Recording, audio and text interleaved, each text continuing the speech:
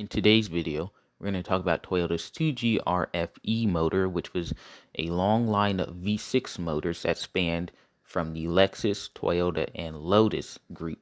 And they were obviously manufactured by Toyota and put inside of Toyota's, Lexus, and Lotus's. The first ever 2GRFE motor to be put in a vehicle was the 2004 Toyota Avalon, way back in obviously 2004. So now let's talk about the engine itself. The 2GRFE, which is a long lineup of V6 engines manufactured by Toyota, was first introduced in 2004 for the 2004 Avalon. More on that in a minute. Soon after its debut, many customers were satisfied with the reliability and power that came from that 3.5-liter V6. Today, many new Toyotas still use that famous 3.5-liter V6. The 2GR can be found in many Toyota, Lexus, and Lotus models from around the world. So this is obviously a very strong, very popular engine that Toyota seems to love since they're putting it in every vehicle that offers a V6. So now let's talk about some of its issues, which it really doesn't have any, but one. So after some research, the only real problem I could find consistent across multiple 2GR engines is its idler pulley. When this pulley starts to go bad, it can cause belt squeal or rattling noises. Toyota has a heavy-duty version of this component available, and many owners just upgrade to that part to fix it. On average, though, you may have to pay about $150 to get it replaced, or $50 if you can do it yourself. So $150 is going to be like if you go out to the dealership and they're obviously going to charge you for parts and labor and that kind of stuff. So it could be kind of expensive, but $150 into an engine that really doesn't need more than just an oil change, that's actually pretty good. So if you want an extremely reliable car, any modern V6 Toyota or Lexus would be suggested. I didn't put Lotus because, well, no one really knows what Lotus is, and if you do, they're very expensive and they're English cars, so they have their downfalls there. But anyway, now let's talk about the basics and specs. So, this car went into, or this engine rather, went into production in 2004. Its cylinder block material was aluminum. Its cylinder head material was aluminum. The valve train is a dual overhead cam, 4 valve per cylinder. Its stroke is 83 millimeters. Its bore is 94 millimeters. Its compression ratio is either 10.8 to 1, 11.8 to 1, 12.5 to 1, or 13 to 1. And it makes between 268 horsepower to 296 horsepower with 248 pound-feet to 260 pound-feet. So this is a decently healthy engine. It's obviously not a supercar engine. It's not an exotic car engine. So don't be expecting a 3.5 second 0 to 60 run, because that's just not going to happen. On the high end, you'll get about an 8-second 0 to 60 pull on the very high end, mostly like 7.1 on the high end though.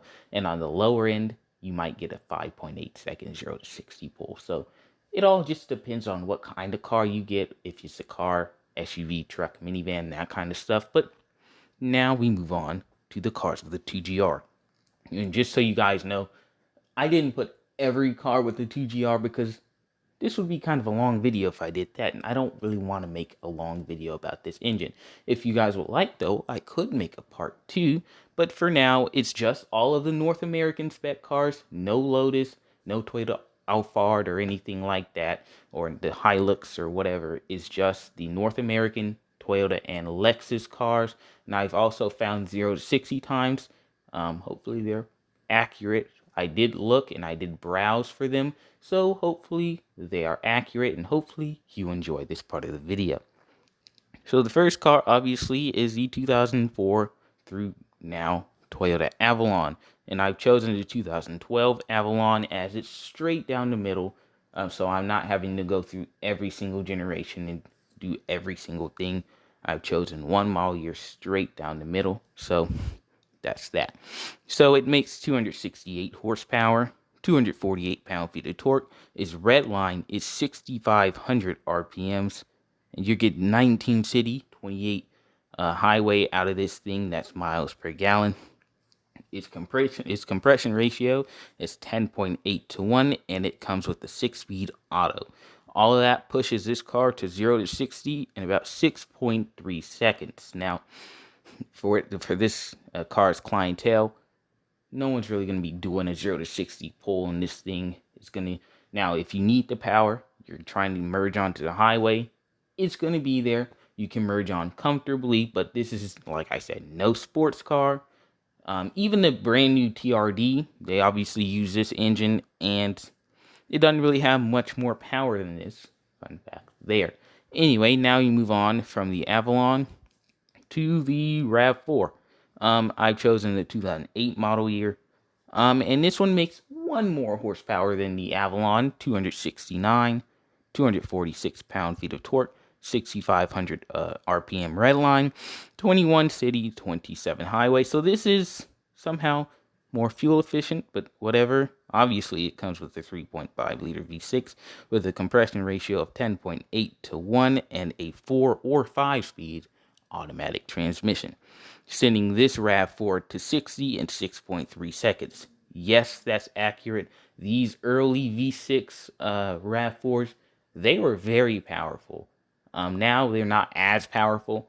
I mean, you could still get a good 0 to 60 time in the new ones, but obviously they don't come with this engine, so they're not going to be able to do what this RAV4 could do. But still, this is pretty impressive for a Toyota SUV, considering that the Supra does it in 2 seconds less. We move on to the Camry now. I've chosen 2013, and it makes 268 horsepower, 248 pound-feet of torque.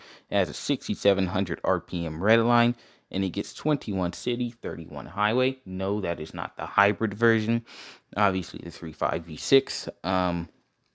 The compression ratio is the same, 10.8 to 1, with a 6-speed automatic, sending the Camry to 60 in 5.8 seconds, which is very fast for a Camry. Now we move on to the 2006 through now ES350, which is our first Lexus model. And I, again, chosen 2013 model year, 268 horsepower, 248 pound-feet of torque, 6,200 RPM redline, 21 city, 31 highway. And so pretty much everything on this car is identical to the Camry, except it's just a tiny bit slower to 60. And I mean just a tiny bit. No one will notice it. 0 to 60 in 5.9 seconds, 5.8 for the Camry. So yes, ladies and gentlemen, the Camry is faster than the ES350. That is ridiculous, but that's how it is, at least for 2013. Next up is the 2007 through 2015 RX 350. And I've chosen 2011. It makes 275 horsepower, 257 pound-feet of torque, a 6,400 RPM redline, 18 city, 25 highway for the fuel economy, 3.5 liter V6. The compression ratio is going to be 10.8 to 1, and the transmission is a 6-speed auto with a 0 to 60 time of 6.7 seconds. So it's a little bit slow. It's still better than like a Honda CR-V from this era.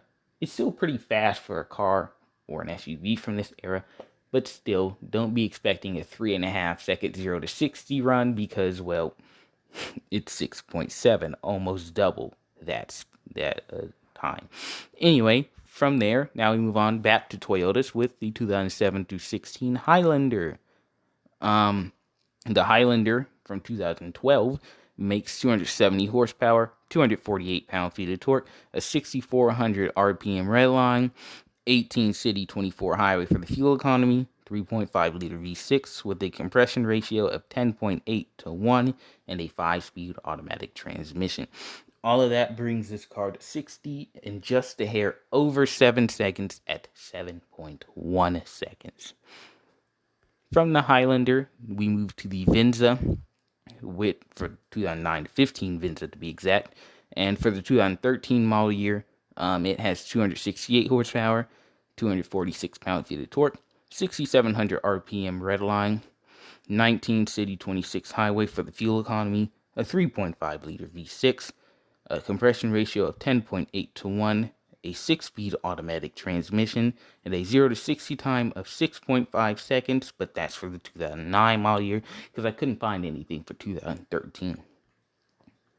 Now we move on to the Sienna, 2009 to 16, just like the Avenza, and for the 2012 model year, it has 266 horsepower, 245 pound-feet of torque, a 6,800 RPM redline, 18 city, 24 highway for the fuel economy, a 3.5-liter V6, a 10.8 to 1 compression ratio, and a 6-speed automatic transmission, setting this thing to 0 to 60 in 7.1 seconds. So pretty fast for a minivan. Of course, there are faster minivans, but still pretty good.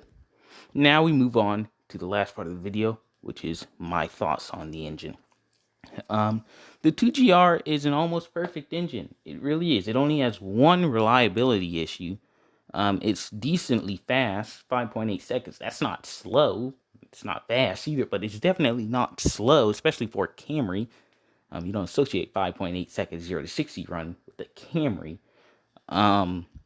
It's very reliable. It's a very smooth ride. It's honestly the perfect engine. Of course, it's man-made. It's going to break down eventually, but you can run these things 200,000, 300,000, 400,000 miles and they won't have any problems. Even if you don't have this V6, like the Prius, the Previa, the Corolla, they are all very reliable cars. And those are just some of the cars that come with this engine.